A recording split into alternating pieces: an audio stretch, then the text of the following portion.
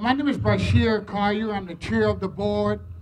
I would truly like to welcome you, but I'm going to get real with you. There's an emotional side of me here. When I look and I see this building, we got to do more. We have to do more, and I'm just going to put that out to you.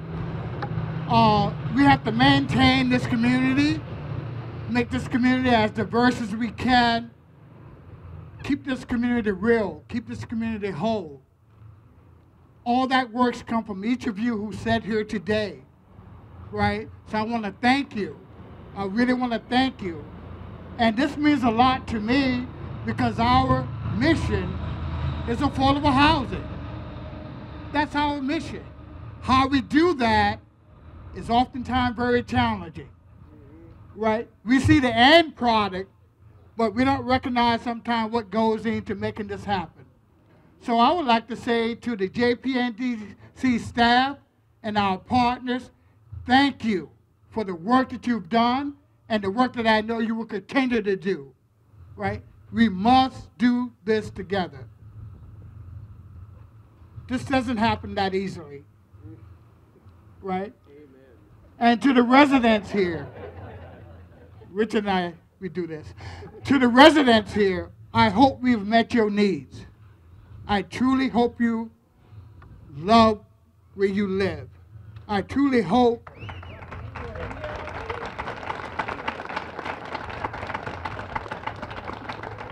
and that's why in my heart of hearts, think about how many applied just for these 39 units. Not enough, folks, not enough. We're just beginning to touch it compared to what the real need is. And we know there's a need. That's for improvement. We don't have to debate that. We recognize that there's this greater need. The question is, how are we going to get there? How are we going to get there? That's our work, and I'm proud of that work. I'm committed to that work, and obviously you are too, or this would not have happened. So today I welcome you as we open this special place for our community, and hopefully we can do a lot more. And so, Mr. Mayor, I'm going to call upon you to come speak to the community, right? But as we do this, we got to do more. We got to do more. Let me just first of all thank the shy man to my right, Bashir, for his great comments and his work. And I want to thank him for his work as the board president of the JPNDC. That's not easy work sometimes. And this is a very active community development corporation, so I want to congratulate you. I also want to thank Richard for your great work as well. This has truly been a great project that's been put together. We have a few community partners here. I have to give Sheila Dillon a shout out for her great work. Thank you, Sheila. Crystal Cornegay from the Undersecretary of Massachusetts Department of Urban Development. She's a stranger to this neighborhood. I know you don't know her, but you know, so just in case you don't know her, she's in the second row here. We're going to have her speak in a few minutes. The elected officials, City Council Matt O'Malley, State Representative Jeffrey Sanchez, thank you very much for what you do every day as well. And also I want to give a shout out to Yvette Fernandez, who's going to be speaking in a few minutes, so don't worry about it, you're going to be fine. We're excited to hear you speak here. And everyone who made today happen. You know, the city of Boston has made an investment in this project as well. I remember being here for the groundbreaking and understanding the importance of making sure we continue to build affordable housing. This is a vacant lot now brought to life by having homes here and people living here. It's a trans-oriented development, and we do an awful lot of talk about that, making sure that as we think about building out the future of our city and our Commonwealth, we really have to take advantage of the hubs, the transportation hubs, and this is one of those projects. It also helps knit the communities together of Roxbury and Jamaica Plain. And we have the MBTA going by, so it's a good thing. At least we know the trains are working today. But 39 new homes, mixed income units, which helps maintain the characteristic of the community. Several of these units are dedicated towards our program, helping homeless folks, individuals, be able to find a home. We've been able to work on that in the city of Boston over the last 3 years and and house over 1,100 chronically homeless people in a home in the last 3 years in Boston. So this project's going to help us with that goal. As far as the Jackson Square redevelopment plan, 400 units of housing, 60,000 square feet of retail space, 2 major community facilities, and this kind of development is going to help towards that goal. This development also helps us towards our housing goal, to reach 53,000 units of new housing by the year 2030. You know, as Bashir said, that's our goal. Our goal is to make sure we create a city that everyone can live in. And part of our goal right now, when we launched the housing plan in October of 2014, to create 53,000 units of new housing by the year 2030, we thought it would take us to 2030 to get 53,000 units of housing. We are not anywhere near 2030, and we are already at 41,000 units of housing, either in the pipeline, under construction, moving forward. And the best part of that number is 8,000 of that is dedicated towards low-income and moderate-income families. So we are setting records every year by building more and more of this housing. What's up? How are you? Building more and more of this housing.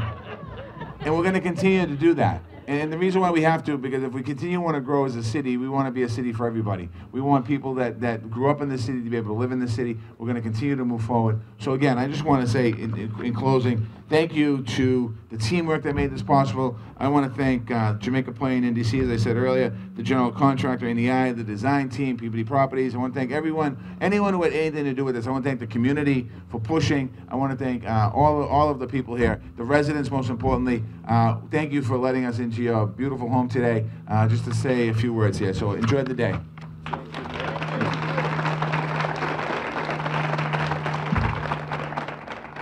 Thank you, Mayor. For those of you who don't know me, I'm Richard Thal, the Executive Director of the JPNDC, and I wanted to echo what the Mayor said because about the city staff, which has worked for so many years, and one of the longtime D&D people sent an email yesterday afternoon to say she was sorry she wasn't going to be here, and I responded to her that there are several of us who have been at this longer than we might care to admit, but nobody in the city from the very get-go, when some people thought this whole idea Jackson Square was a lot of talk and nothing was ever going to happen, Sheila Dillon, maybe sometimes she was here from the get-go supporting this and all that we've done, so thank you, Sheila. And it's definitely been this whole thing here of bringing new life, whether it's on the corner of Centerwise and Lamartine, whether it's 225 Center or the great project across the street at Jackson Commons and the rec center that Urban Edge is working on. And this project that some of you remember the old car wash, right? That Urban Edge was able to put this project together back in 2006. That was a huge thing. So it has really been a true partnership and years worth of work. And nobody, the next person I want to introduce, nobody has done more and she gave a mere, 15 or 16 years of her life to Urban Edge and to this community, and now she's in a very important position in the state. Crystal Cornegay.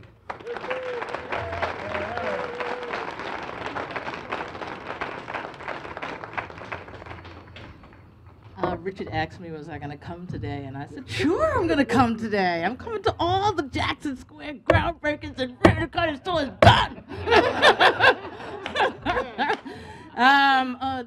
People have been talking a lot about sort of how long these things take, and they do take a long time.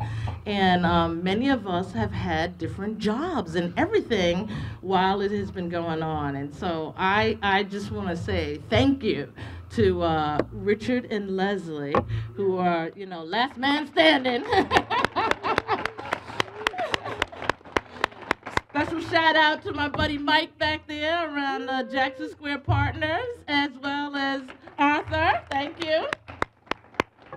And all of you in the community who came to the hundreds of thousands of community meetings that it took to get this project done, and the hundreds of thousands more that we'll have in order to finish the build out at Jackson Square. I do want to say that this is one of the things that Governor Charlie Baker actually talked to me about when he asked me to join his team, that he wanted to make sure that there was somebody on the team who had the ability to bring community together, understand how to put financing together, and make sure that we could do this kind of effort all across the Commonwealth. And so we're trying our best to do that with our partners in the legislature. Sanchez, I'm talking to you. And with our partners in the legislature, and there's no better partner for me anyway than my buddy Sheila Dillon.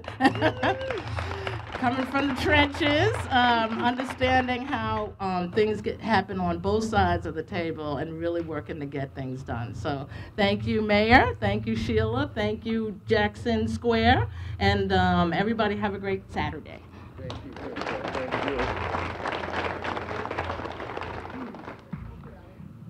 One of the, those of you who know and love Crystal the way a lot of us do, know that she's got a lot of a great sense of humor, and is a bit of a wiseacre, shall we say. And one of the great things that Crystal says is that she is the head of I guess we would call it a beneficent set of 5 families. That I don't know what that would make her. I should talk to my paisans, but DHCD in the lead. But the beauty and the importance of what goes on in this state, which is very rare anywhere, is that the other 4 members of the 5 families, every one of them, without their help, we would never have gotten here. And I see especially our very dear friends at CDAC, Roger Herzog, Sarah Barkin, who gave the money for us to start doing the work here. Thank you, guys. And when I think of Matt, and we'll talk a little more about the unbelievable story of the contamination and what a disaster this site was, as a lot of the other ones, you know, on this site, and the Brownfields program with mass development, that was a huge thing. Mass Housing has stepped forward with funding through the Affordable Housing Trust Fund, and I especially want to recognize Mass Housing Partnership, which is the last, you know, the 5th member of that family. And they, if you look at several of the projects that we've just opened in the last few years, Mass Housing Partnership has been there over and over again. I think Cynthia Mohammed is here, so I want to thank MHB. Thank you, Cynthia. Thank you, all of you guys. So as Mayor Walsh and Crystal mentioned, I mean, the support and the engagement of the elected officials, it's critical, especially because this is a very active community. So it's my pleasure now to welcome up Councilor Matt O'Malley.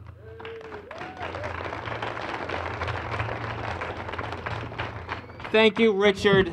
You know, the last time I was in this parking lot, I was with many of you.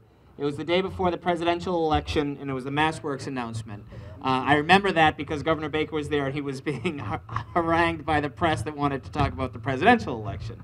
And I mention that because since the presidential election, and you see just such division and discord in Washington, and it's such a juxtaposition with what happens at the state level, what can happen at the city level, with real partnerships with people like Mayor Walsh and Sheila Dillon and Crystal Cornegay, working alongside incredible nonprofit organizations, housing activists that are here today.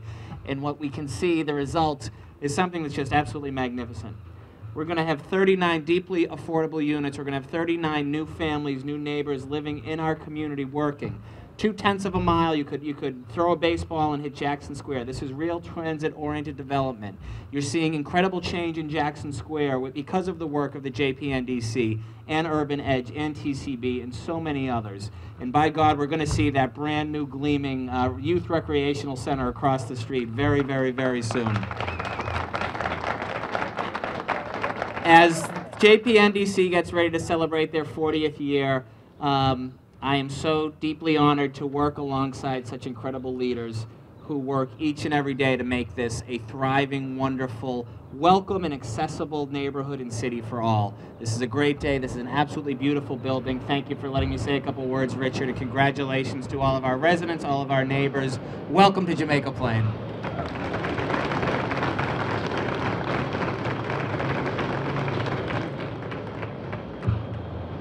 Thank you, Councilor O'Malley. And I also want to recognize we've had a really active state delegation that has been involved in this for so many years, and Rep. Liz Malia and Rep. Jeff Sanchez, who has been involved in Jackson Square for how long, Jeffrey? About 22 years, but who is counting?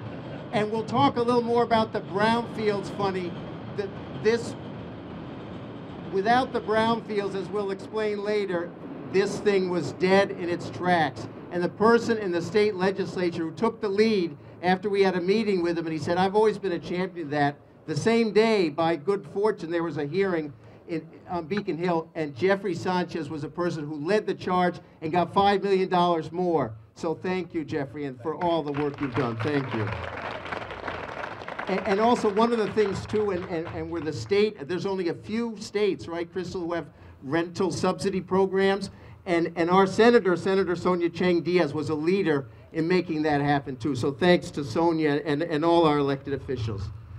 So now, you know, those of us, there are some people put many years into this, others who are happy to join in the celebration, but as the counselor said, there's 39 families here, and this is going to be their lives here. And so it's my honor now to bring up Yvette Fernandez, who's one of our new residents. Yvette.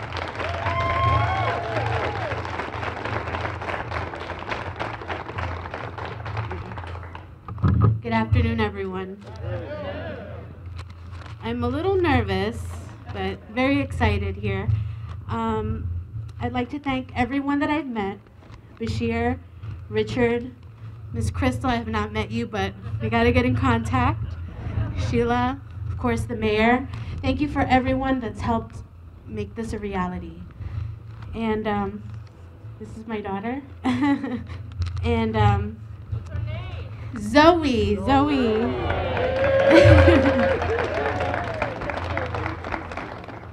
So my name is Yvette Fernandez, and I'm here today on behalf of the residents at 75 Amory Ave.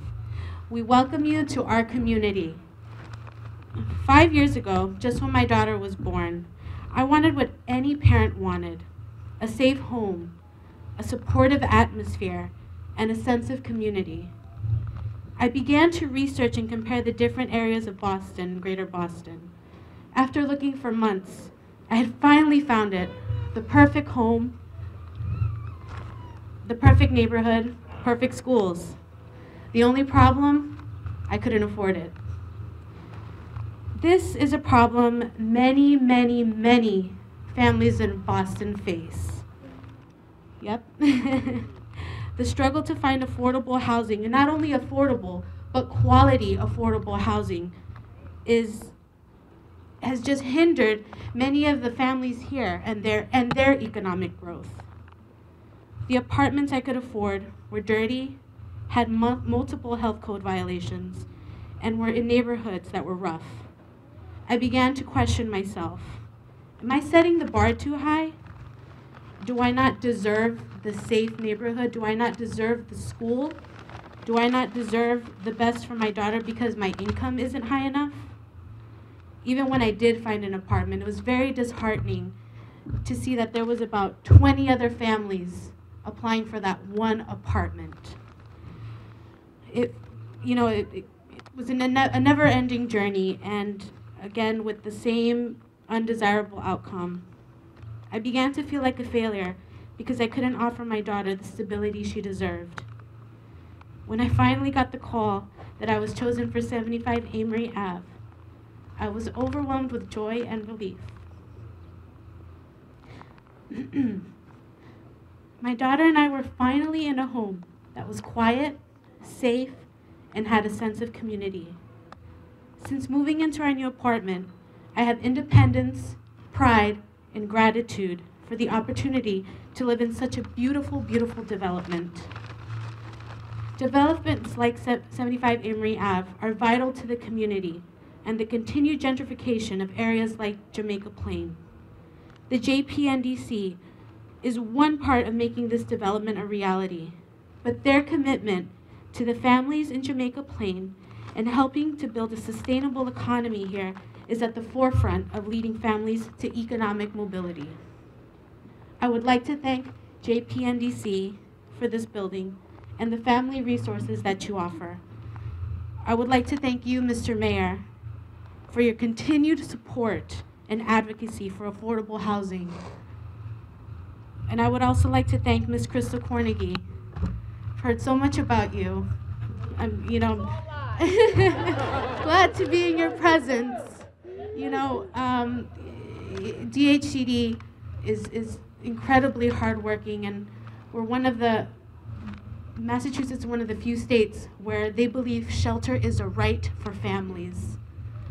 And, you know, my daughter and I are lucky enough to reap these benefits. And thank you, Ms. Sheila. I just met you, and again, already in our conversation, I get excited of what's in the future. So with the help of JPNDC, Mayor Marty Walsh, and all the wonderful people that fight for our right to quality, affordable housing, I now feel stable enough to move forward in my life and be more self-sufficient. Thank you all very, very much.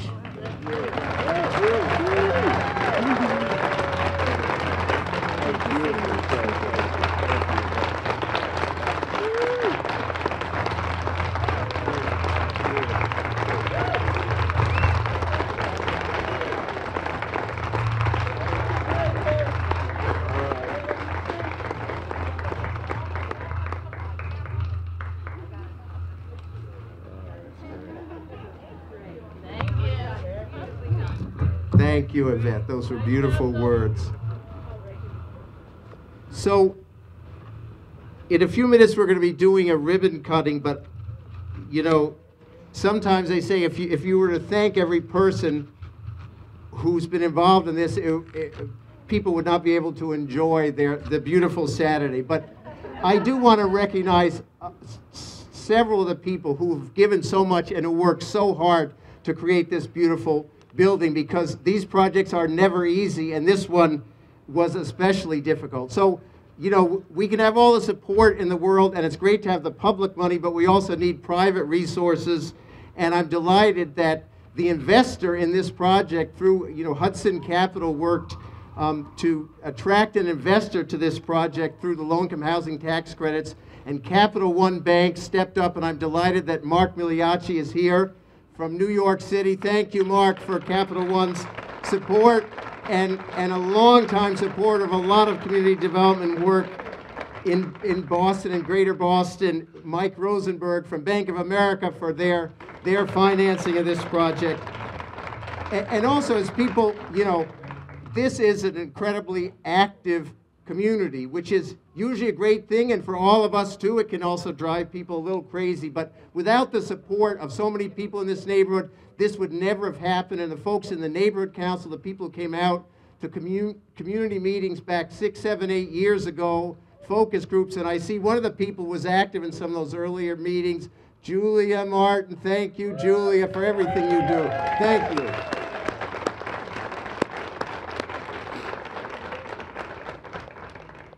And this is, a lot of people have said, what a beautiful building.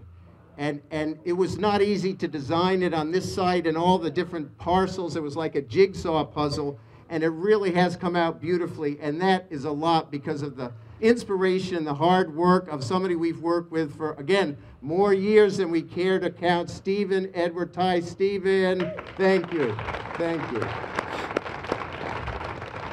And the construction, I know there's several folks here. I see Mark, and I think Brian is here, and others on the team from NEI Construction. These guys did an amazing job in bringing this to fruition. And, you know, this is just a small example I wanted to show you of the challenges in doing this work, right? That there were studies from here to eternity, and this is just one phase of an environmental study, right? It's just one phase of it. And what that phase showed is that a lot of the contaminants that were here have been taken care of. There was a bunch of oil tanks. They were all gone. Maybe there was a few things left, but generally it was in good shape. And look, we had the proof, and we had the Sanborn maps, and wasn't it beautiful? Except for until we got into the ground, and they found 8 tanks with about 3,000 gallons and one that was about 10,000. And I see Nat Haley, who was our construction overseer, and the 10,000 tank is what, about as long as this whole sidewalk here. So all of a sudden it looked so beautiful, it was so easy, and it was a disaster. And if we didn't have the team here that we did, there's a lot of projects where it would have ground to a halt for 6 months or more. And the folks at NEI, you guys kept with it, and our staff, and the architects, and Nat Haley, and we got this project done as a beautiful project, and it came in actually under budget, and that's because you guys worked so hard. So thank you, Matt. And of course, you know, now there's also the pleasure of trying to pick the 39 and meet all the requirements and the income of 3,200 families to figure out who can live here and then to manage it. And we have a property management firm that has just done more and more great work for us for 11 or 12 years. Peabody Properties, and Melissa's here with her sister Karen and Lori McGrath, Crystal Galdone, Sylvia. These folks have worked and will continue to work really hard when the rest of us are dreaming of new projects. So thank you guys. But most of all, it's the folks who make this, you know, the JPNDC, the special organization that it is. And there's probably 10 board members here, and many of whom have been doing great work in this community, some of them back since the 70s and 80s. And to all of the board members, and you see the leadership from Bashir Caillou, but I especially want to single out the folks, and Crystal mentioned some of these folks before, who've been on the Jackson Square on the board that we have overseeing it.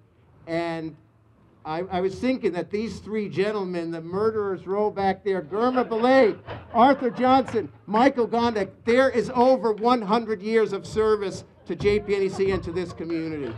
So you guys, thank you. And Mike Gondek says he's enjoyed every minute of it, and when he left the board 6 or 7 years ago, he said, look, my one commitment is I'll stay until we finish Jackson Square. And but he's still here, and Arthur and Gurma, so thank you guys. And lastly, this, you know, when we started making the list of who are the staff people who worked on this project, there's about 10 or 12 people. I think they're all still with us, which is, still, you know, extant, but it's been a long, hard project. And where's Maria Mokeen? Maria was here. She said it was a few minutes. It was more than a few minutes, Maria. And Andrew Winter and other folks who worked really hard. But there's three people who really had the energy to bring it to fruition the last few years. And the organizing piece, that's a huge piece of what JPNDC does, what people need and expect in JP. And Giovanni, where's Giovanni Valencia? Gio, thank you, Gio. And then really the two people, and I won't bore you with some of the details and the legal negotiations, and where's Joe Lieber here, because the legal negotiations were enough to make your head spin 10 ways, so thank you, Joseph. But the two key folks who worked year in and year out, who really did more than anybody else to make this happen. And I know neither one of them likes this recognition, but there aren't two finer people who do this work. Leslie Boss, thank you, Leslie. And most of all, to Rhonda Lakeisha Ellis, team, come on.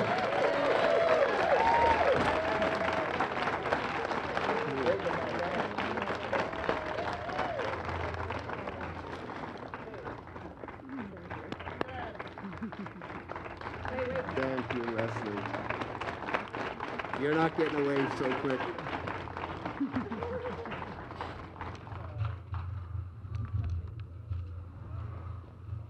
So I think we're going to cut the ribbon in a minute, but I do want to, after we do the ribbon cutting, we've got some refreshments here, and there's also going to be a barbecue. When is the barbecue starting? Around 1:30 or so, I think, or 2 o'clock. Okay. And I should also say, Michelle Diaz and Kristen Chin and all the folks on the staff, thank you guys, because this is a lot of work to put these events together. So thank you. So I want to invite up, the mayor and Sheila and Crystal and where's Yvette and Bashir and our elected officials, if you all would come up here, and someone's going to figure this out. Hello, Rep. How are you? 3, 2, 1. Yay!